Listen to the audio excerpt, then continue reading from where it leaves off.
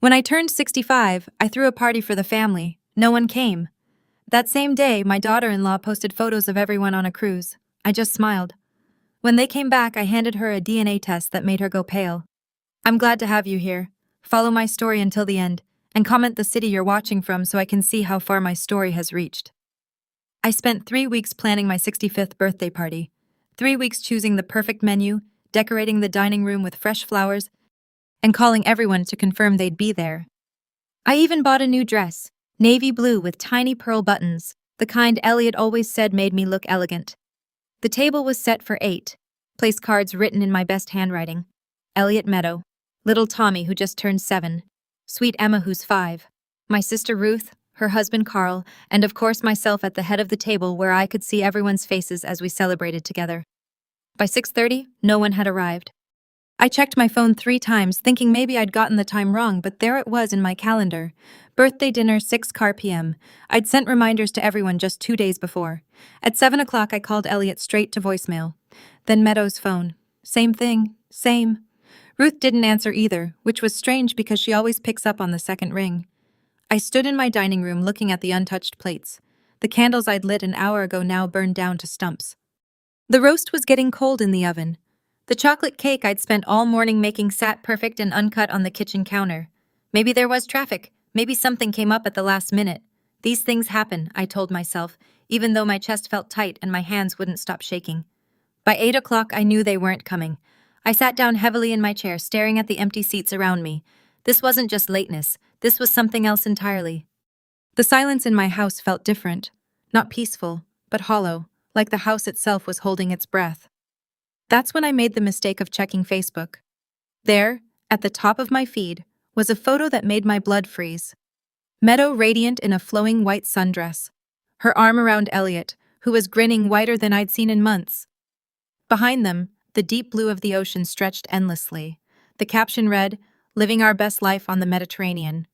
So grateful for this amazing family getaway. I scrolled down more photos. Tommy and Emma building sandcastles on a pristine beach. Ruth and Carl sharing cocktails at what looked like an elegant ship's bar. Everyone was there. Everyone except me. The timestamp showed the photos were posted just an hour ago while I was sitting here waiting for them. They were thousands of miles away, toasting with champagne and laughing at some sunset dinner on a cruise ship. I felt something crack inside my chest. Not break, crack like ice on a lake when the temperature drops too fast. They'd planned this. All of them. Meadow had organized a family vacation that deliberately excluded me, scheduled it for my birthday, and somehow convinced everyone to go along with it. Even Ruth, my own sister, who'd helped me pick out decorations for this party just last week. I stared at that photo until my eyes burned. Meadow's smile looked especially bright, almost triumphant. She was standing exactly where I should have been, at the center of my family, surrounded by the people who were supposed to love me most. My phone buzzed. A text from Elliot. "Sorry, Mom. Forgot to mention we'd be out of town this week. Meadow booked a surprise trip. Happy birthday, though. Forgot to mention." As if a Mediterranean cruise was something you just casually forgot to tell your mother about. As if booking it on my birthday was pure coincidence. I set the phone down carefully, afraid I might throw it against the wall if I held it any longer. The roast was definitely cold now. I walked to the kitchen and turned off the oven, my movements mechanical and strange. I felt like I was watching myself from outside my body, observing this sad woman in her navy blue dress, cleaning up the dinner no one came to eat. I wrapped the cake in plastic and put it in the refrigerator, blew out what remained of the candles, started loading the good china back into the cabinet, each plate clicking against the others with a sound that seemed too loud in the quiet house. Meadow had won something tonight, though I wasn't entirely sure what game we'd been playing. All I knew was that for the first time in my 65 years, I felt truly invisible. Not just overlooked or forgotten, but erased. As I turned off the dining room lights, I caught my reflection in the dark window. I looked smaller somehow, diminished. The woman staring back at me had spent decades being the family peacekeeper, the one who smoothed over arguments and remembered everyone's birthdays and anniversations, the one who always put family first, and they'd all chosen to spend my birthday pretending I didn't exist. I climbed the stairs to my bedroom, each step heavier than the last. Tomorrow, I'd have to face the aftermath. The fake apologies, the excuses about miscommunication. Meadow's sweet voice explaining how the trip was booked months ago and there was nothing they could do. But tonight, I just needed to sit with this pain, to really feel it, because something told me this wasn't just about a missed birthday party. This was about something much bigger and much more deliberate than I'd ever imagined. I didn't sleep that night. Instead, I lay in bed staring at the ceiling, my mind cycling through every family gathering from the past 5 years. The birthday that wasn't just forgotten, it was deliberately sabotaged. And as the hours crept by, other memories started surfacing, each one more unsettling than the last. Tommy's 4th birthday party. I'd been so excited to see him blow out his candles. But when I arrived at the venue, Meadow met me at the door with that apologetic smile she'd perfected. "Oh, Loretta, didn't Elliot tell you? We had to move the party to tomorrow. Little emergency came up." But I could hear children laughing inside, could see balloons through the window. When I called Elliot later, he seemed genuinely confused. "Tomorrow? No, Mom. The party's definitely today." Meadow must have mixed up the dates. Emma's first day of kindergarten. I'd asked Meadow 3 times what time they were dropping her off so I could be there with my camera. "Oh, we're doing it super early," she'd said. "Like 7 a.m. Probably too early for you." When I showed up anyway, the teacher told me Emma had been there since the normal time, 8:30. I'd missed her walking into her classroom, missed her nervous little wave goodbye to Elliot. Last Christmas, Meadow had called me 2 days before, her voice tight with false concern. "Loretta, I hate to do this, but Elliot's been feeling really overwhelmed with work stress. He asked if we could keep Christmas dinner small this year, just immediate family. I'd spent Christmas alone, reheating leftovers and watching old movies." Later, I found out from Ruth that they'd had a huge celebration. She'd seen the photos on Instagram. 20 people, including Elliot's college friends and several neighbors, everyone except me. Each memory felt like a puzzle piece clicking into place, forming a picture I'd been too blind to see. This wasn't a pattern of miscommunication or innocent scheduling conflicts. This was systematic, calculated. I got up and made coffee as the sun rose, my hands still trembling from exhaustion and something else, a growing sense of dread. I pulled out my phone and started scrolling through Meadow's social media posts from the past year, really looking at them for the first time. There she was at Tommy's school play, sitting in the front row next to Elliot. I'd asked about that play specifically, and she'd told me it was canceled due to a flu outbreak. There she was at Emma's dance recital, the one Meadow said was just a practice session. Nothing special. Photo after photo of family moments I'd been excluded from. Each one tagged with captions about precious family memories and blessed to have these people in my life. The cruelest part was how natural it all looked. Meadow's arm around Elliot, the children clustered close to their parents, everyone smiling like they belonged together, like they were complete without me. I set the phone down and walked to my kitchen window, looking out at the garden I'd planted when Elliot was a boy. He used to help me weed these flower beds, his small hands careful with the delicate stems. When had I lost him? When had he stopped seeing me as essential to his happiness? The answer came with startling clarity. When Meadow entered our lives before her, Elliot called me twice a week. We had standing dinner dates every other Sunday. He'd ask my advice about work problems, share stories about his day. He was my son, my friend, my connection to a future I'd helped create.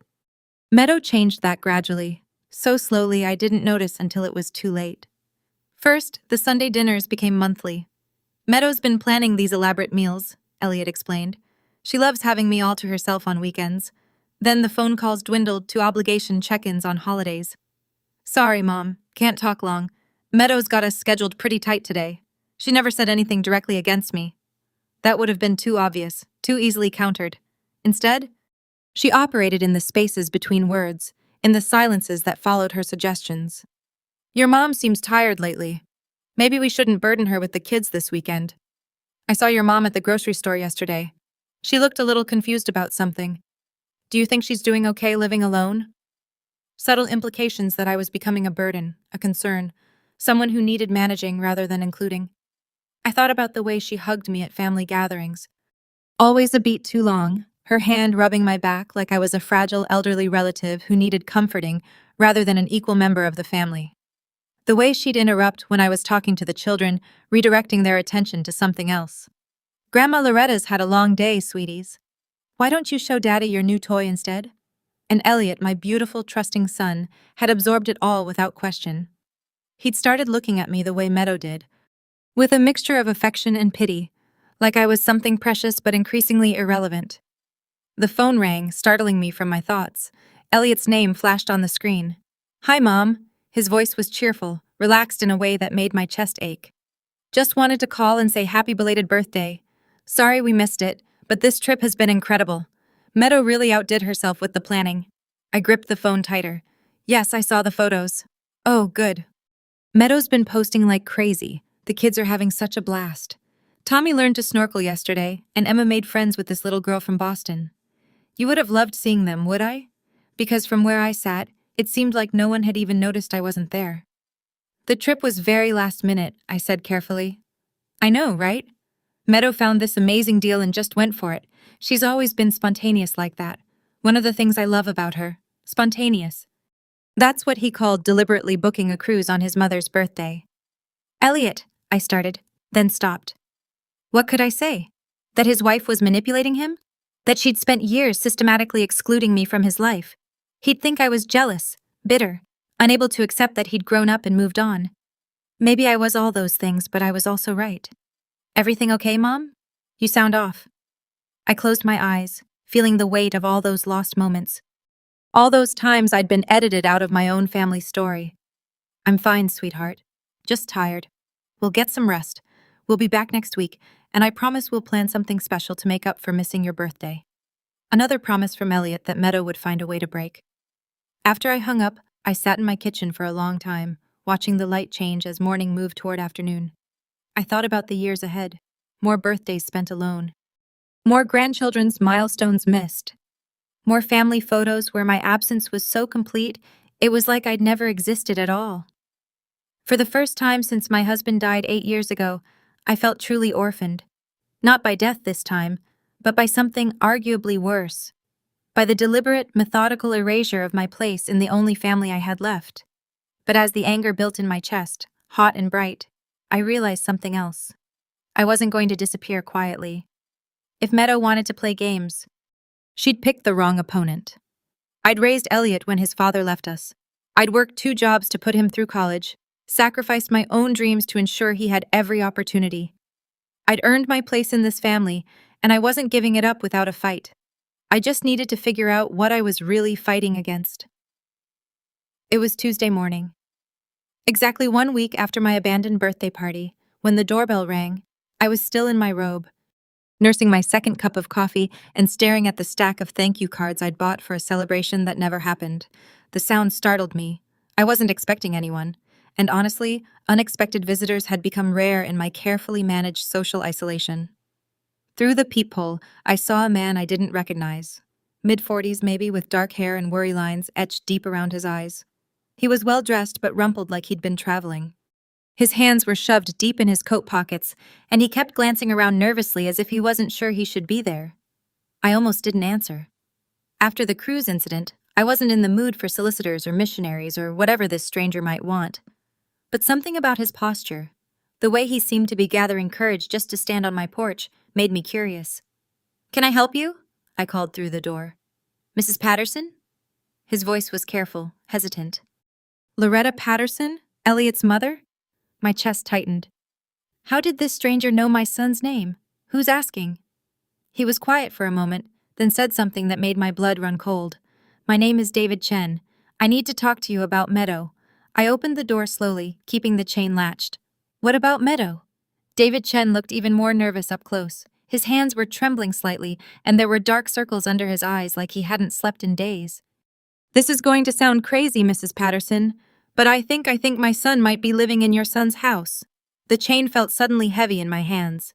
"What are you talking about, Tommy?" he said, and the name hit me like a physical blow. The little boy, 7 years old, brown hair, has a scar on his chin from falling off his bike when he was 4. I stared at him, my mind reeling. Tommy did have a scar on his chin. Elliot had told me about the bike accident. How scared they'd all been rushing him to the emergency room. But how would this stranger know that? "I think you'd better come in," I said, my voice barely above a whisper. David Chen sat on my couch like he might bolt at any second. I offered him coffee, but he shook his head, his hands clasped so tightly in his lap that his knuckles were white. I don't know where to start, he said. This is going to sound insane. Try me. I've had a very strange week. He took a shaky breath. Meadow and I. We were together for 2 years. This was before she met your son, before she got married. We lived together, talked about marriage, the whole thing, and then she got pregnant. My coffee cup suddenly felt too heavy. I set it down carefully, afraid I might drop it. I was so happy, David continued, his voice thick with old pain. I wanted to marry her immediately, start planning our life together. But Meadow, she kept putting me off. Said she needed time to think. Wasn't ready for such a big step. Then one day I came home from work and she was gone. Just gone. All her stuff, everything. Like she'd never lived there at all. Did you look for her? Of course I did. For months filed a missing person report, hired a private investigator, posted on every social media platform I could think of. Nothing. It was like she'd vanished into thin air. He rubbed his face with both hands. The investigator finally told me to give up, said, "Some people just don't want to be found." I was starting to feel sick. What does this have to do with Tommy? 3 months ago, I was at a conference in Sacramento just walking around downtown during lunch, and I saw the Meadow and a little boy who looked exactly like me at that age. Same eyes, same chin, even the same way of tilting his head when he's concentrating. I followed them for 3 blocks. Mrs. Patterson, I watched that little boy, and I knew he was mine. The room felt like it was spinning. You're saying Tommy is your son? I'm saying I think he is. Meadow was about 2 months pregnant when she left me. If she carried the baby to term, he'd be exactly Tommy's age now. David reached into his jacket and pulled out his phone. Look at this. He showed me a photo of himself as a child, maybe 6 or 7 years old. The resemblance to Tommy was unmistakable. The same dark eyes, the same stubborn set to the jaw. Even the same slight gap between his front teeth that Tommy was always trying to hide when he smiled. My hands were shaking now. This could be a coincidence. Lots of children look alike. That's what I told myself at first. But then I started digging. David's voice got harder, more determined. I hired another investigator, a better one this time. Meadow Martinez. That's not even her real name, by the way. Her real name is Margaret Winters, and she's done this before. Done what before? Disappeared when things got complicated. Left men when they started asking too many questions. The investigator found 2 other guys, Mrs. Patterson, 2 other men who had relationships with her that ended the same way. Suddenly completely like she'd never existed. David leaned forward, his eyes intense. One of them thinks she might have been pregnant when she left him too. I felt like I was drowning. Why are you telling me this? Why now? Because I've been watching from a distance for 3 months. Trying to figure out what to do, trying to decide if I had the right to disrupt a child's life based on suspicions and coincidences. His voice cracked. But then I saw the photos from your cruise, the happy family vacation, everyone smiling and laughing, and I realized something that made me sick. What? You weren't in any of the photos. I looked through all of Meadow's social media, Mrs. Patterson, hundreds of pictures of family gatherings, birthday parties, holidays. Tommy and Emma are in all of them. Your son Elliot is in most of them, but you're barely there, like you're being written out of your own family's story. The truth of it hit me like a physical blow. I thought about all those missed events, all those last-minute changes and convenient miscommunications, all those times I'd felt like an outsider looking in at my own family. I started thinking about my own experience with Meadow, David continued. How she isolated me from my friends and family near the end. How she made me feel like I was the problem, like I was too demanding, too clingy. How she convinced me that the people who cared about me didn't really understand our relationship. She's doing the same thing to Elliot. I whispered, I think so. And I think she's doing it to you too. Which means if Tommy really is my son, he's not the only victim here. You are too. David reached into his coat again and pulled out a manila envelope. This is why I'm here, Mrs. Patterson. Why? I finally worked up the courage to knock on your door. What is it? DNA test results. I managed to get a sample of Tommy's hair from the barber shop where Meadow takes him, had it tested against my own DNA. His hands were shaking as he handed me the envelope. I got the results yesterday. I stared at the envelope, afraid to touch it. Inside was information that could destroy my family or save it. And I had no way of knowing which. Before you open that, David said quietly, I need you to know something else. I don't want to take Tommy away from the only father he's ever known. I don't want to traumatize him or disrupt his life. But I can't stand by and watch Meadow manipulate and lie to the people who love him, including you. What are you asking me to do? I'm asking you to help me make sure he's protected from her, from whatever game she's been playing with all of us. David's voice was steady now, resolved. Because if she's lied about this, Mrs. Patterson, what else has she lied about? And who else is she going to hurt? I looked at the envelope in my hands, feeling the weight of whatever truth was inside. Outside, a car door slammed, and I heard children laughing as they walked past my house. Normal sounds of a normal afternoon in a normal neighborhood where mothers didn't steal children and grandmothers didn't get erased from family photos. But my life hadn't been normal for a long time. I just hadn't wanted to admit it, Mrs. Patterson. David's voice was gentle now, almost kind. Are you ready to know the truth? I thought about Tommy's sweet face, about the way he used to run to me with his arms outstretched before Meadow started discouraging those displays of affection. I thought about Emma, who barely knew me anymore because I'd been excluded from so much of her life. I thought about Elliot, my son, who'd been slowly poisoned against his own mother. I thought about my empty birthday party and all those family photos where I didn't exist. Yes, I said, and opened the envelope. The DNA results were written in clinical, unforgiving language. 99.7% probability of paternity. The numbers swam before my eyes as I read them again and again, hoping somehow they'd change, hoping this was all an elaborate mistake or cruel joke. Tommy wasn't Elliot's son. My grandson, the little boy I'd watched take his first steps, helped teach to tie his shoes, read bedtime stories to when he was small enough to curl up in my lap. He wasn't my blood at all. And Elliot, my devoted son, who'd named Tommy after his own grandfather, had no idea he'd been raising another man's child. I'm sorry, David said quietly. He was still sitting on my couch, watching my face as I processed the information. I know this must be devastating. I set the papers down with hands that wouldn't stop trembling. How long have you known for certain? Since yesterday. But I've suspected 4 months. He pulled out his phone again and showed me more photos. Surveillance pictures he'd obviously taken from a distance, Tommy playing at a park, Tommy walking into a school building, Tommy riding a bike down what looked like my neighborhood street. I've been following them sometimes. I know how that sounds, but I had to be sure. You've been watching my family. I've been watching my son, David corrected, his voice firm but not hostile. And trying to understand what kind of woman could steal a child and build an entire life around that lie. The anger came then, hot and overwhelming. Not at David. He was as much a victim as the rest of us. But at Meadow, at the magnitude of her deception, the cruelty of it. She hadn't just lied about Tommy's parentage. She'd built her entire marriage on that lie, used an innocent child as the foundation for a life she had no right to claim. She trapped Elliot, I said, the words coming out harsh and bitter. She got pregnant with another man's baby and used it to secure a marriage to my son. It looks that way. David's expression was grim. The timeline fits perfectly. She left me when she was about 2 months along, just starting to show. If she moved fast, found someone quickly, she could have convinced him the baby was premature or just small. I thought back to Tommy's birth, how excited Elliot had been when he called to tell me Meadow was in labor. He came 3 weeks early, I remembered. Elliot was worried about complications, but the doctor said everything was fine. Because everything was fine. Tommy wasn't premature. He was exactly on schedule for my timeline, not Elliot's. The pieces were falling into place with sickening clarity.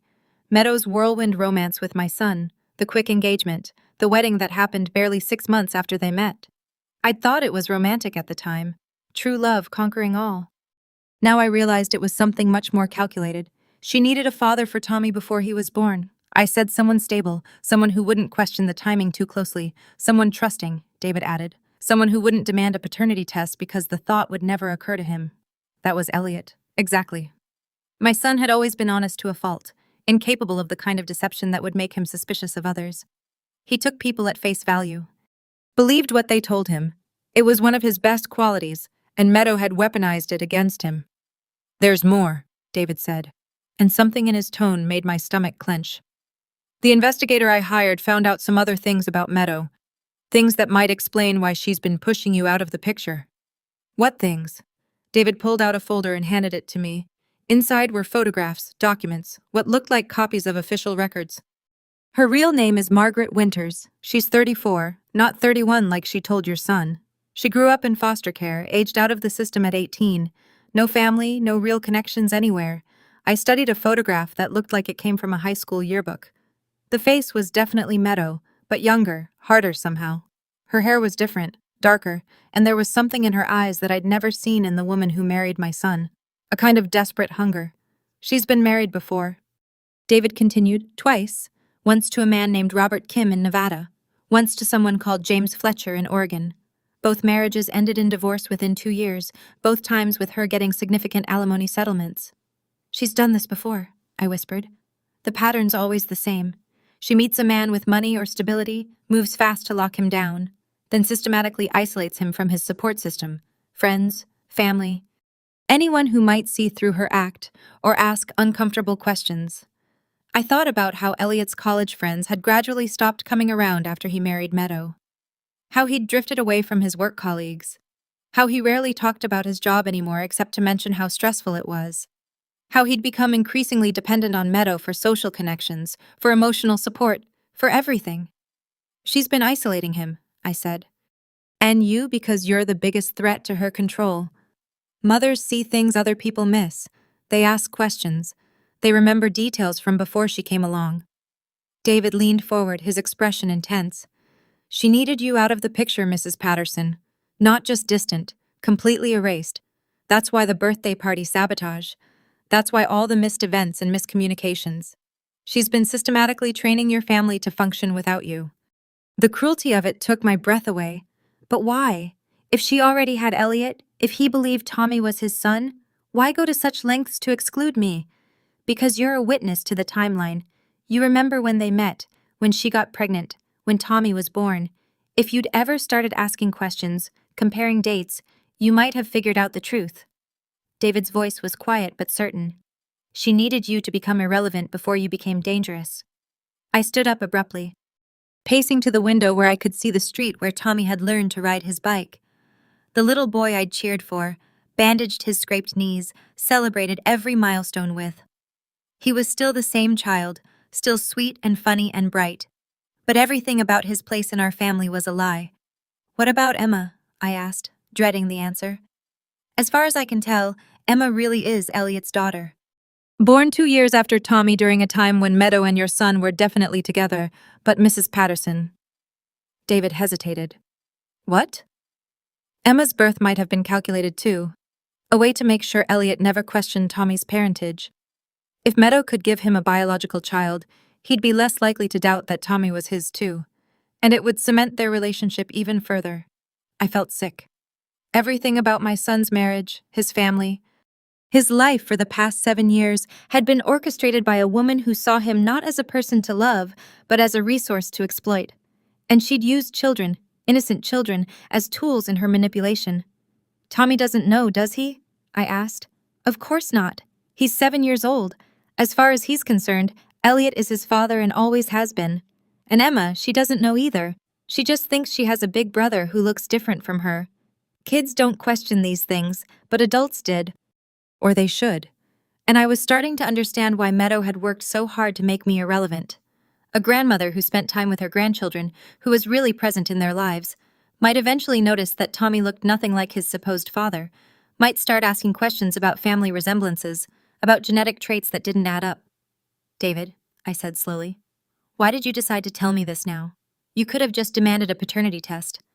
Gone through the courts, tried to get custody. Why involve me? He was quiet for a long moment, staring at his hands. Because I realized something when I saw those cruise photos. Meadow isn't just destroying my relationship with my son. She's destroying yours too. And if we don't stop her, she's going to keep doing it to other people. What do you mean? She's already starting to pull back from Elliot's friends, from his work colleagues, making him more and more dependent on her for everything. And she's teaching the kids to see him as the only parent who really matters. Tommy barely talks about you anymore when I've watched them at the park. It's like she's erasing you from his memory. The truth of that hit me like a physical blow. I thought about how different Tommy had become in recent months, how he'd stopped running to hug me when I visited, how he'd started looking to Meadow for permission before talking to me. I thought he was just growing up, becoming more independent. But maybe it was something else entirely. She's going to discard Elliot eventually, David continued. Just like she discarded me. Just like she discarded her previous husbands. But first, she's going to make sure he has nothing left except her and the kids. No friends, no family, no support system. When she's ready to move on, he'll be completely alone. I closed my eyes, seeing my son's future stretched out before him, isolated, abandoned. Probably broke if Meadow was as calculating as she appeared to be. And the children caught in the middle of it all, used as pawns in a game they didn't even know they were playing. What do you want me to do? I asked. David stood up, gathering his papers and photos. I want you to help me save our family, both of us. Because that's what we are, Mrs. Patterson. Family. You're Tommy's grandmother in every way that matters, even if we don't share DNA. And I'm not going to let Meadow destroy that just because she's afraid of the truth. He handed me a business card with his contact information. Think about it, but don't think too long. They'll be back from their cruise in a few days, and when they are, Meadow's going to be watching for any sign that you're becoming a problem again. If we're going to act, it has to be soon. After David left, I sat in my living room holding the DNA results and staring at that business card. Outside, the afternoon was fading into evening, and the house felt quieter than ever. But for the first time in months, the silence didn't feel empty. It felt like the calm before a storm. Because Meadow Martinez, or Margaret Winters, or whatever her real name was, had made a critical mistake. She thought she could erase me completely, make me irrelevant to my own family's story. But I wasn't gone yet. And now that I knew what she really was, I wasn't going anywhere. I called Elliot 3 days after the family returned from their cruise. My voice was steady, practiced. I'd rehearsed this conversation a dozen times in my head. Hi, sweetheart. I was wondering if we could all get together for dinner this weekend. I have something important I'd like to discuss with you and Meadow. There was a pause on the other end. Is everything okay, Mom? You sound serious. Everything's fine. I just think it's time we had a real family conversation about us, about the future. I've been doing some thinking while you were away. Another pause, longer this time. I could hear Meadow's voice in the background, though I couldn't make out the words. When Elliot came back on the line, his tone was more cautious. Meadow wants to know what kind of conversation. She's concerned that you might be upset about the cruise timing. Of course she was concerned. Meadow's instincts were sharp. She could probably sense that something had shifted, even through the phone. Tell Meadow I'm not upset about anything. I just think it's important for families to communicate openly, don't you? Saturday evening would be perfect. I'll cook. Let me check with Meadow and get back to you. The fact that my 38-year-old son needed to check with his wife about having dinner with his mother would have been laughable if it weren't so heartbreaking. But I kept my voice light. Of course, let me know. He called back 2 hours later. Saturday works 6 o'clock. Perfect. I'm looking forward to seeing everyone. That was Thursday. I spent Friday preparing for what I knew would be the most important conversation of my life. David and I had met twice more since his first visit, planning carefully how to present the truth in a way that would protect Tommy while exposing Meadow's deception. The DNA results were safely tucked in a manila folder on my kitchen counter, along with copies of the documents David's investigator had found. Margaret Winters' real identity. Her previous marriages, the timeline that proved Tommy couldn't be Elliot's biological son, everything we needed to strip away the lies Meadow had built her life on. I made Elliot's favorite meal, pot roast with garlic mashed potatoes and the green beans he'd loved since childhood. If this was going to be the last family dinner we ever shared, I wanted it to be memorable for the right reasons, at least initially. Saturday evening arrived gray and drizzly, typical October weather. I set the dining room table with my good china, the same dishes I'd planned to use for my birthday celebration 2 weeks ago. The irony wasn't lost on me. They arrived precisely at 6.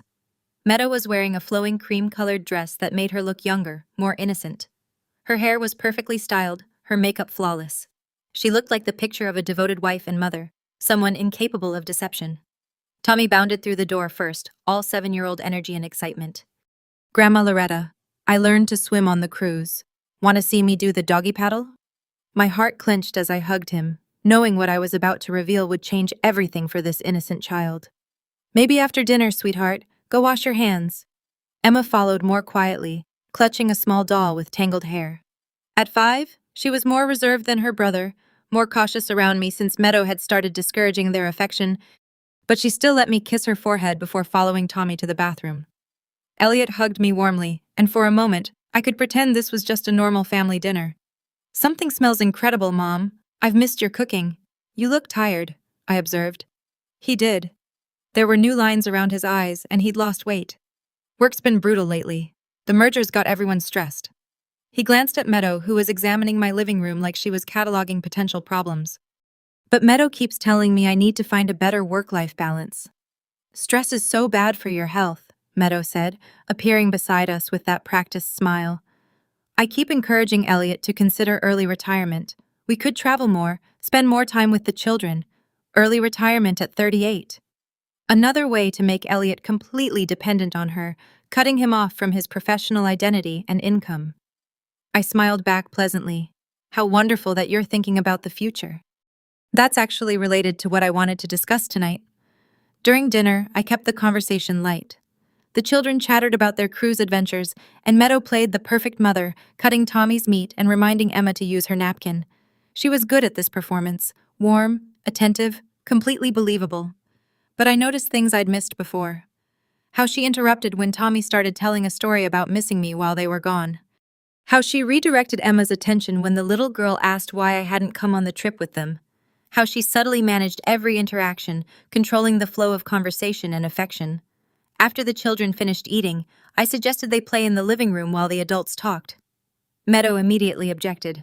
Oh, they should probably get ready to go soon. Tomorrow's a school day, and we like to keep their routine consistent. This won't take long, I said firmly. And I think what I have to share might affect their routine quite a bit. Something flickered across Meadow's face, just for a second, but I caught it. Fear. When the children were settled with their toys in the next room, I returned to the dining room where Elliot and Meadow waited. The manila folder sat on the table beside my coffee cup like a loaded weapon. So, Elliot said, reaching for Meadow's hand across the table, what did you want to talk about? I took a breath, feeling the weight of the moment. I wanted to talk about honesty, about family, about the importance of knowing who we really are. Meadow's smile tightened almost imperceptibly. That's a little philosophical for dinner conversation. Is it? I don't think so. I picked up the manila folder, feeling both of them tense. You see, I've learned some interesting things recently about family history, about genetics, about the importance of medical records and accurate information. Mom, Elliot said slowly, what's in the folder? The truth. I opened it and pulled out the DNA results, setting them on the table between us. These are the results of a paternity test for Tommy. The silence that followed was deafening. Elliot stared at the papers like they might burst into flames. Meadow went very still, her face carefully blank. A paternity test? Elliot's voice was barely a whisper. Why would you? How did you? The test shows that you are not Tommy's biological father, I said gently. There's a 99.7% probability that another man is his father, a man named David Chen. Meadow stood up abruptly, her chair scraping against the floor. This is insane, Loretta. I don't know what kind of sick game you're playing, but sit down, Margaret. The use of her real name hit like a physical blow. She actually stumbled backward, her face going white. Elliot looked between us, confusion and growing horror wearing in his expression. Margaret! Mom, what's going on? I pulled out the investigator's report, the marriage certificates, the timeline documentation. Meadow's real name is Margaret Winters. She's been married twice before, and she has a pattern of lying about her identity and her past. She was involved with David Chen before she met you, Elliot. She left him when she was pregnant with his child and came to find a new father for her baby. That's not true, Meadow said, but her voice was shaking now. Elliot, don't listen to this. Your mother has obviously had some kind of breakdown. Tommy was born 7 months after you two met, I continued relentlessly. You thought he was premature, but he wasn't. He was born exactly on schedule for the timeline of Meadow's relationship with David. Elliot picked up the DNA results with hands that were trembling. I watched his face as he read them, watched the color drain from his cheeks as the numbers sank in. This can't be right, he whispered.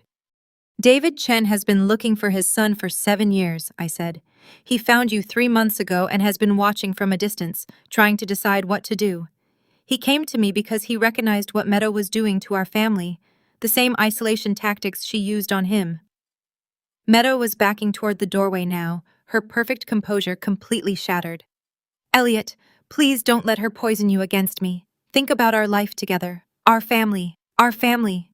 Elliot's voice was raw. Broken. Our family that's built on a lie. Our son who isn't actually our son. He is your son in every way that matters. You raised him. You love him. Based on a lie. Elliot slammed his hand on the table, making the dishes jump. Everything, Meadow. Everything has been a lie. From the living room came the sound of children's laughter, innocent and bright. Tommy and Emma playing their games, unaware that their world was imploding in the next room. There's more, I said quietly, and pulled out the records of Meadow's previous marriages. She's done this before. Found men, married them quickly, isolated them from their families, then moved on when it suited her. You're not her first victim, Elliot. You're just the most successful one. Elliot stared at the documents, his breathing shallow and fast. The cruise, he said suddenly. Your birthday. That wasn't a coincidence, was it? Meadow said nothing, but her silence was answer enough. You planned it deliberately. You made sure Mom would be alone on her birthday while we were all together having fun without her. You wanted to hurt her. I wanted to protect our family. Meadow started. From what? From my mother. From the woman who raised me and loved me and would never hurt anyone. From someone who would eventually figure out the truth, I said softly. That's what this has all been about, Elliot. The missed events, the last-minute changes, the gradual separation from your friends and family. Meadow needed to isolate you completely before you started asking questions she couldn't answer. Elliot looked up at his wife. His wife, who wasn't who she claimed to be, whose entire life with him was built on deception. Is any of it real? Do you love me at all? Or was I just convenient? For the first time since I'd known her, Meadow had no answer. No smooth deflection, no manipulation, no perfectly crafted response. She just stood there exposed and silent. That silence told us everything we needed to know. From the living room, Tommy called out, "Daddy, can we have ice cream?" Elliot closed his eyes and I saw a tear slip down his cheek. What do I tell them? He whispered. How do I explain this to the children? We'll figure it out, I said, reaching across the table to take his hand. Together as a family. But Tommy is still your son in every way that matters. That doesn't change. But he also has a biological father who loves him and wants to be part of his life. And maybe if we handle this right, that can be a good thing. Meadow turned toward the door, but I called after her. Margaret. She stopped but didn't turn around. David isn't going to disappear this time, and neither am I. If you try to run with the children, we'll find you. If you try to manipulate this situation or hurt these kids to protect yourself, we'll stop you. Your days of controlling this family are over. She walked out without another word, leaving behind the sound of children playing and the wreckage of 7 years of lies. But for the first time in months, I didn't feel like I was losing my family. I felt like I was finally getting it back. 6 months later, I was in my kitchen making Sunday dinner when I heard the front door open and Tommy's voice calling out, "Grandma, we brought dessert in here, sweetheart." I called back, smiling as I heard the thunder of small feet running toward me. Tommy burst through the kitchen doorway, his arms wrapped around a bakery box that was almost too big for him to carry. Behind him came Emma, more careful with her steps, carrying a small bouquet of daisies. "These are for you," she said shy, holding out the flowers. "Daddy said yellow is your favorite color." I knelt down to accept the bouquet, pulling her into a hug that she no longer hesitated to return. "They're perfect." "Sweetheart, thank you." Elliot appeared in the doorway, looking healthier than he had in years. The weight he'd lost during those final months with Meadow had returned, and the stress lines around his eyes had softened. Behind him stood David, still somewhat tentative in family gatherings, but gradually finding his place in our complicated new dynamic. "Something smells incredible," Elliot said, kissing my cheek. "Is that your famous apple pie?" "Tommy specifically requested it," I said, ruffling the little boy's hair. "Along with mashed potatoes and that chicken recipe you used to love. The one with the herbs?" Tommy's eyes lit up. "Yes, that's my favorite too, just like Daddy's." The easy way he called both Elliot and David Daddy still took some getting used to, but the children had adapted to their expanded family with the resilience that kids possess. Tommy called Elliot Daddy and David Daddy Dave, while Emma had simply accepted that Tommy had 2 fathers the same way some of her friends had 2 houses. David set a bottle of wine on the counter, still moving carefully in what had been Meadow's domain. "How can I help?" "You can set the table," I said. "The good china is in the dining room cabinet." It had taken months to reach this point. Months of family therapy, careful conversations with the children. and legal proceedings that finally ended with Meadows' voluntary relinquishment of custody in exchange for avoiding prosecution for fraud. She'd disappeared again, just as she had from David's life 7 years ago. But this time, she'd left the children behind. The transition hadn't been easy. Tommy had been confused and heartbroken by his mother's sudden absence. Despite all her manipulations, Emma had been clingy and anxious, afraid that more people she loved would disappear. There had been tears, tantrums, and sleepless nights for all of us. But there had also been healing. Elliot had moved back into the house he'd shared with Meadow, but everything felt different now. The oppressive atmosphere of secrets and walking on eggshells was gone. David had rented an apartment just 10 minutes away, close enough to be part of daily life, but far enough to give everyone space to adjust. "Grandma," Tommy said, tugging on my apron, "can I tell you a secret?" I knelt down to his level. "Of course you can." He cupped his hands around his mouth and whispered, "I'm glad you found Daddy Dave. Now I have the most daddies of anyone in my class." My heart squeezed with love for this resilient little boy who'd turned a complicated situation into a source of pride. "I'm glad too, sweetheart. And I'm glad Mommy Meadow went away," he added more quietly. "She was always mad about something." It broke my heart that a 7-year-old had been so aware of the tension in his household. But it also reassured me that we'd made the right choices. Children knew more than adults gave them credit for, and Tommy had sensed his mother's manipulation, even if he couldn't name it. During dinner, the conversation flowed naturally between the adults, while the children chattered about school and friends. David told us about Tommy's latest soccer game, where he'd scored his first goal. Elliot shared Emma's excitement about starting dance classes. We talked like the family we'd become. Unconventional, maybe, but real in a way that Meadows' carefully orchestrated version had never been. "I got a call from my lawyer yesterday," Elliot said as we cleared the dinner plates. "The divorce is finally final." "How do you feel about that?" I asked. He was quiet for a moment, watching Tommy help David load the dishwasher. Relieved mostly and grateful that it's over without more damage to the kids. "Any regrets? About ending the marriage?" "No." "About not seeing the truth sooner?" He shrugged. "I think I'll always regret that." "How much time we lost? How much pain she caused you?" "Especially." I squeezed his shoulder. "You can't blame yourself for trusting someone you loved. That's not a character flaw, Elliot. That's just being human." David joined us at the counter, drying his hands on a dish towel. "Has there been any word from her?" "Nothing," Elliot said. "Her lawyer said she doesn't want any contact with the children. No visitation, no phone calls, nothing." "That's probably for the best," I said, though it still amazed me that any mother could walk away so completely from her children. At least this way the kids can heal without worrying about when she might disrupt their lives again. Later, after the children had fallen asleep watching a movie in the living room, the 3 adults sat around my kitchen table with coffee and leftover pie. These had become some of my favorite moments. Quiet conversations in the evening light, planning for the future, talking through the challenges of co-parenting in such an unusual situation. "I've been thinking about something," David said, stirring sugar into his coffee. "About Tommy's last name." Elliot looked up sharply. "What about it?" "He's been Patterson his whole life. That's his identity, his school records, everything." "I don't want to change that, but I was wondering." David hesitated, then pushed forward. "Would it be okay if I took your name too?" "Officially. I mean, David Patterson Chen. So Tommy and I would share part of a name, but he'd still be connected to you and your family history." The gesture was so thoughtful, so carefully designed to honor everyone's place in Tommy's life, that I felt tears prick my eyes. Elliot looked stunned. "You do that?" "I want Tommy to know that families can be complicated without being broken," David said. "I want him to understand that loving someone doesn't mean you have to choose sides or pretend other relationships don't matter." Elliot reached across the table and shook David's hand. "I think that's perfect." As the evening wound down and David prepared to take the children to his apartment for their weekly overnight stay, I pulled him aside. "Thank you," I said quietly. "For what?" "For saving my family. For having the courage to tell me the truth when it would have been easier to just disappear again." David was quiet for a moment, watching Tommy gather his backpack and favorite stuffed animal. "You know what I realized that day I came to your door?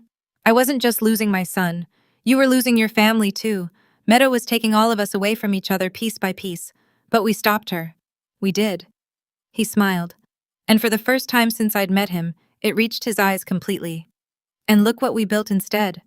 I looked around my house, at the children's artwork taped to the refrigerator, at Emma's forgotten sweater draped over a chair, at the family photos that now included David, and truly reflected our reality.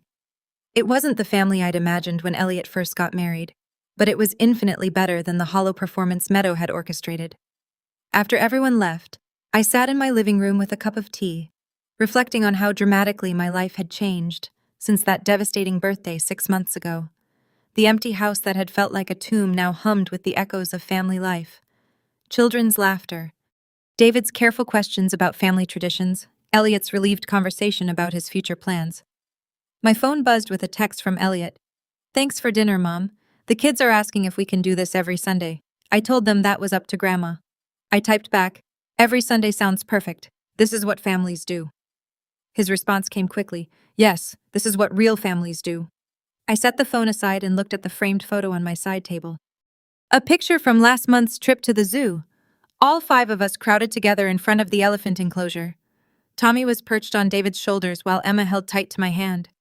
Elliot stood in the middle, one arm around me and the other around David, grinning like he'd just remembered what happiness felt like. We looked like what we were, a family that had been broken apart and put back together in a new configuration. Stronger and more honest than before. Not conventional, but real. Not perfect, but true. The house settled around me as night fell, but it didn't feel empty anymore. It felt full of possibilities, full of the love that Meadow had tried so hard to destroy, but had never quite managed to extinguish. I thought my 65th birthday had marked the end of my relevance to my family's story. Instead, it had marked the beginning of a new chapter, one where love wasn't conditional, where truth mattered more than appearance, and where being a grandmother meant protecting your grandchildren from anyone who would use them as weapons, even their own mother. Tomorrow was Monday, which meant Tommy had soccer practice and Emma had her dance class. David would pick up Tommy while Elliot took Emma, and they'd both end up back here for homework and dinner.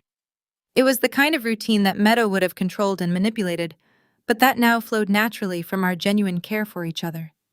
As I turned off the lights and headed upstairs, I thought about the woman who tried to erase me from my own family's life. Somewhere out there, Meadow was probably spinning a new identity, crafting a new story, looking for a new family to infiltrate and control. But she'd left something behind that she'd never be able to replace. The love between people who chose to fight for each other instead of giving up. She'd taught us all what we didn't want to be. And in doing so, she'd helped us become exactly who we were meant to be.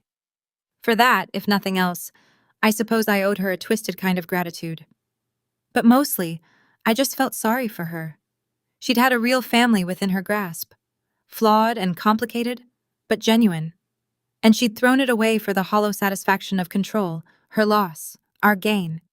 And finally, after months of feeling like a ghost in my own life, I was home. Now, I'm curious about you who listened to my story. What would you do if you were in my place? Have you ever been through something similar? Comment below, and meanwhile I'm leaving on the final screen 2 other stories that are channel favorites, and they will definitely surprise you. Thank you for watching until here.